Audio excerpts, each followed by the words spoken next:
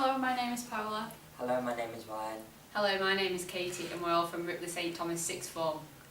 I wanted to interview Velma because I wanted to know why she has fostered so many kids in her life. I wanted to interview Velma to find her perspective on that stage of her life. I wanted to interview Velma because she has a fascinating story and I wanted to be part of sharing it.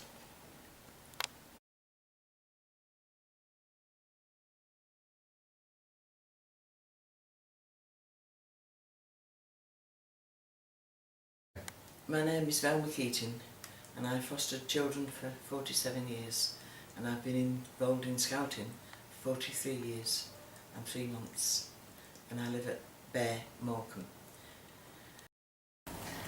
So how many children did you foster? I fostered and looked after 193. What inspired you to do it in the first place? And I vowed and declared that my kids, or any kids I'd looked after, would have a better life than what I had. I was brought up in a family where, in the war, and my mum used to have different boyfriends,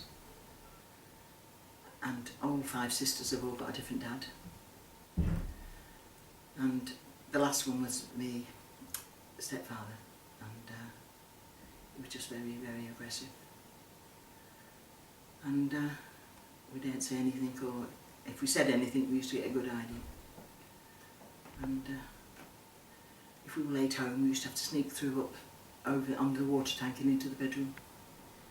So we didn't get a good idea. That's some of it.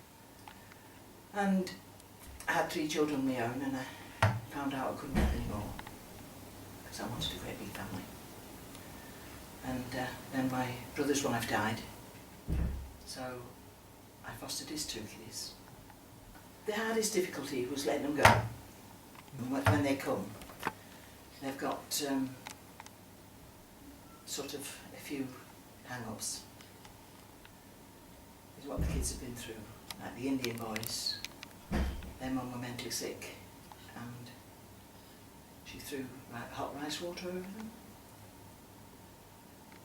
So they had to be treated different to the others because they'd been through a traumatic effect. Yeah. You know, the babies sometimes get the sort of parental treatment when you sort of put them to bed and, you know, and they cry in the middle of the night and you've got to pick them up and feed them and put them back to bed again. But, no, they've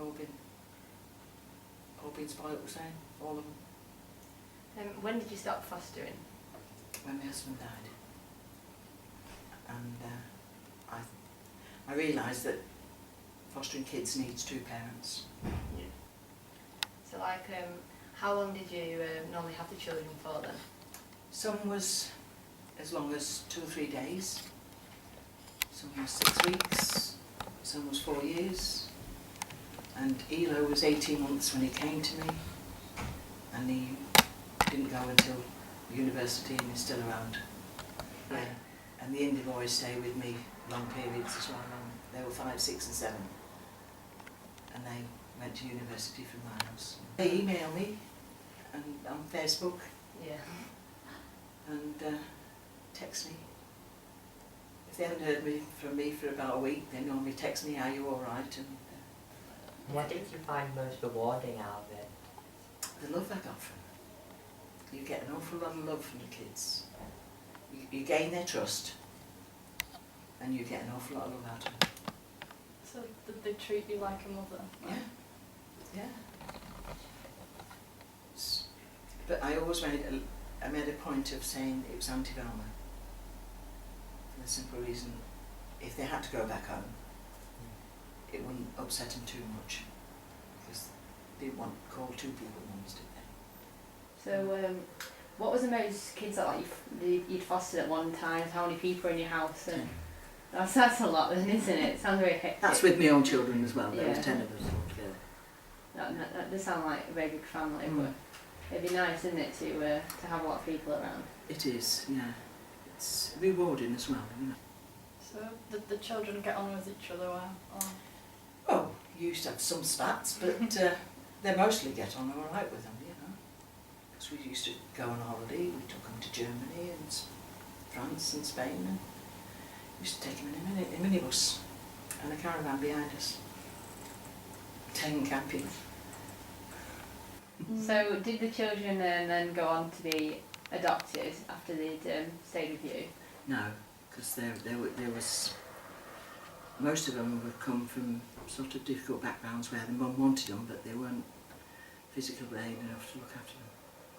So like, how many different homes would they normally like go through in their life? Some was 2 or 3. If they thought if the parents thought the kids were getting really too attached, then they'd want to move to another foster home. They keep in contact with each other? Oh yeah. Yeah, most of them, we're having a party in July, and most of them are all coming down. Some of them come from Lancaster, some come from London, some from Manchester, some from Edinburgh. The multiracial boys and Nigerian and the Indian boys, not the Indian boys, the Nigerian and the Ghana, the children from Ghana, they all came from London and Manchester. A lot of them now, they won't put coloured children with English people because of the backgrounds and everything. But I always made sure that they always kept in touch with their culture and their religion. So like, how did they do that then? Well, we used to go to the university and take them to the university church up there, and the Muslim boys to the mosque, and the Catholic ones we took to St Peter's. Yeah. Yeah, because when we went to church, we all went to church together. Yeah. Even when we went to the Catholic church, they all came with us. I hadn't seen one of the foster children for 20 years, and this was just 6 months ago, and I got a telephone call saying, "I'm getting married, Auntie Velma. Can you come down to King's Lynn?"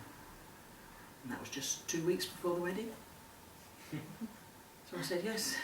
We got in the car, we drove down to King's Lynn, and we had a Nigerian wedding down there. One of the foster kiddies put me in for the MBE. It's for fostering and for scouting. So what did the scouting involve then? The scouts involve, I run the beavers, cubs, and I help with the scouts occasionally now. I used to do it all, but I'm slowing down a bit because of my age. How did you find time for it all though? I don't know. I used to get up at 6 in the morning, make the packing ups if they wanted sandwiches and stuff. Make sure they all got a shower. All the uniforms were all done the night before. And put them all off to school. I used to shove them in the car and take them from one school to another. The last one used to get in of school about 9:10. Well, that was all I wanted. I wanted to be loved.